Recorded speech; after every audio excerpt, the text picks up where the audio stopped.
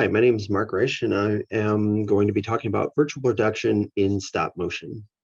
So a while ago, I had this idea that I wanted to have a Mandalorian style LED wall, but I didn't figure that RIT would be able to have a large wall of LEDs like that. So I was trying to think of how to pare down that LED experience. And one of the ways that I thought of doing that was to attach a screen to a camera, and then essentially you'd be able to see what would happen in the virtual world would show up through the camera. So I attached an Oculus controller and a camera to a monitor. It was incredibly low budget, and also I had a proof of concept, and that proof of concept was in this, where I just took basically a monitor and attached a piece of board to it and hung it from my ceiling.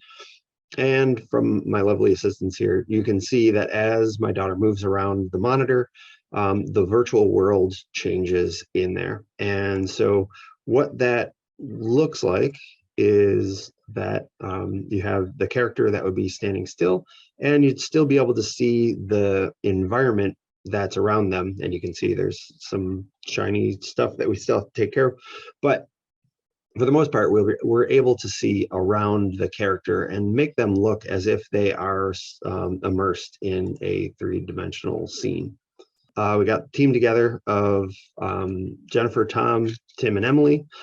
Jennifer is going to be helping with the camera tracking. Tom is going to be helping with the stop motion. Tim and Emily are going to be helping on the VR side. We're using an LED screen, a 55-inch LED screen, and we have this motion control camera here. We're going to be using a Lego Wall-E. I created this virtual one, and we also have a real-world Lego Wall-E. I used Bricklink to create it. Tim helped me get the rig in Unreal for the tracks working, and so that's all working. And then I rigged up the rest of the eyes and arms and everything else. We have a storyboard for the character. Basically, it's going to be a mirror where we have the real world Wall-E and the fake Wall-E, virtual Wall-E, are kind of mimicking each other. And this is our current setup. We're going to have this be a motion control camera, but you can see that the Wall-E is 1-to-1. Here I put some blur on the background there, did some color matching, and this is an animation that Tom did of the real Wall-E, and this is one that I did of the virtual Wall-E.